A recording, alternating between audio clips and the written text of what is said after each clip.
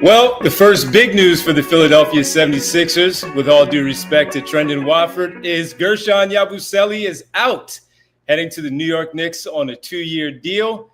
And what's next for the Philadelphia 76ers? Welcome to the PHLY Sixers Free Agency Frenzy podcast presented by Rothman Orthopedics. I'm Devon Givens with you solo. I'm going back to my roots a little bit for a few minutes here as Kyle and Derek are at the first day of Sixers Summer League practice. So with that, you got me, you got Bree, president of basketball operations, as we go through this one together.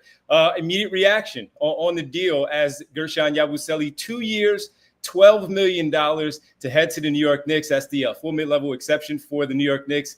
And the veteran forward now heading to the rival Knicks for this one. So I understand a lot of Sixer fans are upset, but if you had read, and we talked about it at the time, especially during Kyle Neubeck's free agency primer, that Yabusele and the New York Knicks, mutual interest, not just the San Antonio Spurs or the Denver Nuggets, but also the New York Knicks. So if you had read that one, and maybe even listen to the show, I'm sure it came up a few times of the New York Knicks and their interest of the powerful, rugged forward for the Sixers and the availability. So with that one, the Sixers lose another front court player where they have no power forwards unless you include Janai Broome and technically Trendon Watford, who they agreed to term with on Monday, the first day of free agency. Again, while he is a replacement in name and height because it's similar to Yabusele, he's a different type of player than Guerschon Yabusele. So looking at Yabusele and what it means now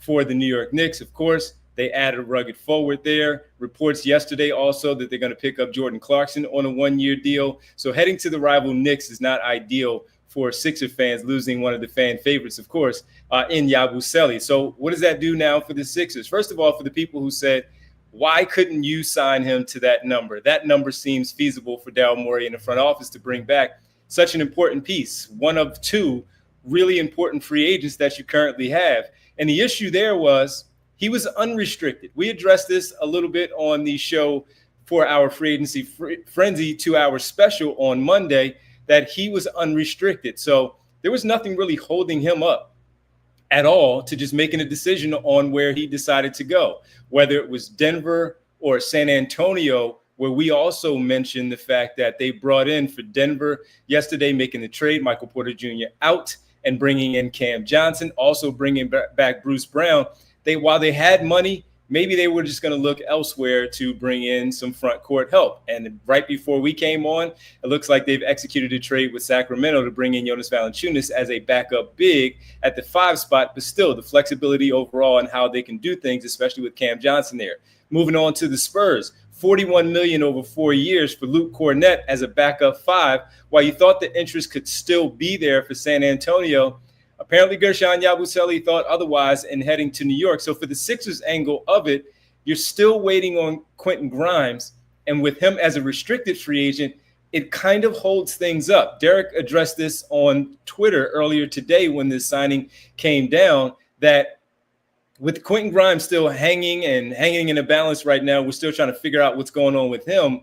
It holds up things a little bit with Yabusele. And he simply wasn't waiting on anything else to happen from the San Antonio and Sacramento angles, and now waiting for his own hometown team right now with Quentin Grimes to play itself out to see if the Sixers could still make a decent offer for him to come back and feel like he's important and fit with what the 76ers are doing. And then you add to it that Trent Watford, while a minimum deal on a 2-year contract, he, in fact, gets 2 years guaranteed with the New York Knicks, and that was just too enticing for him to pass up to join a team that was right there in the Eastern Conference, had an opportunity to make it to the NBA Finals, and he sees where, hey, man, with Karl Anthony Towns, Mitchell Robinson, and how that front court looks right now with OG Anunoby as well. You mix in the versatility that they have where they can do certain things with their players.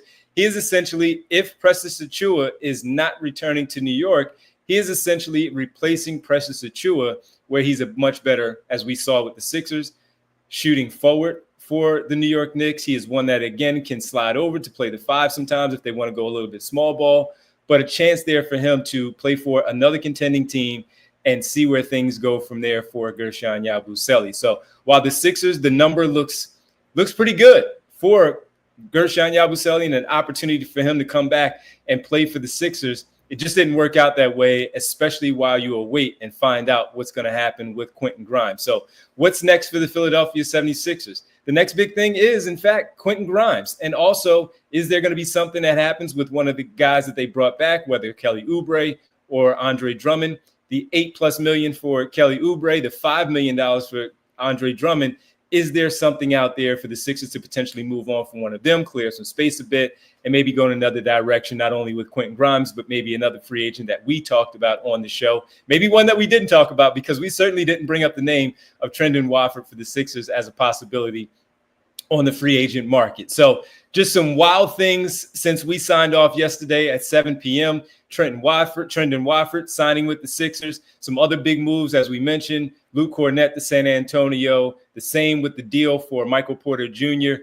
and Cam Johnson, swapping addresses as Porter heads to Brooklyn and Cam Johnson to Denver to solidify things there. And today, it got even wilder, folks, where you saw Miles Turner. Maybe you're at lunch, maybe you're at work and you're a little too busy. You haven't had to check in, had an opportunity to check out your phone and see what's going on.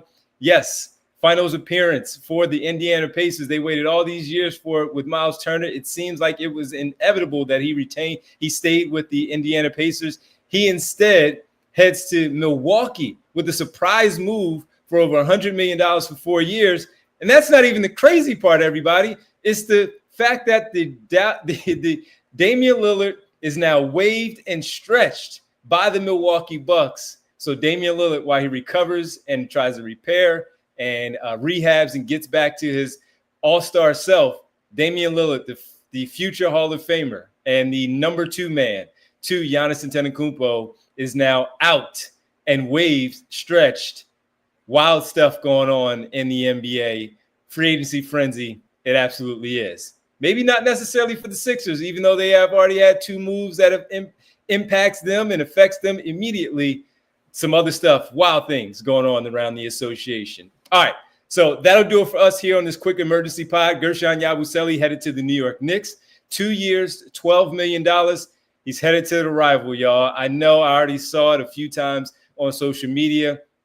Yabusele, you were great in the Sixers uniform, but now that you're the enemy, good riddance. I've seen it already, everybody. So we'll react together with Derek Bodner and Bree at 3 o'clock right here at our normal time on the feed. So hopefully you have time to check back in, spread the word, let everybody know. Normal 3 p.m. time for us this afternoon on the PHLY Sixers Free Agency Frenzy Show. Kyle Neubeck will still be at the practice facility as practice winds down. Post-practice interviews with some of the players, maybe even the coaches. Who's running Summer League? We'll see who's doing all of that as Kyle checks in via social media. Maybe we'll even have a chance to check in with him from the complex as time winds down there at the complex in Camden for Kyle and the Sixers. So we'll do all that at 3 o'clock. Derek Bodner, myself, President of Basketball Operations, Bree, and you will check back in at 3. This has been presented, as always, with the Summer Sixers.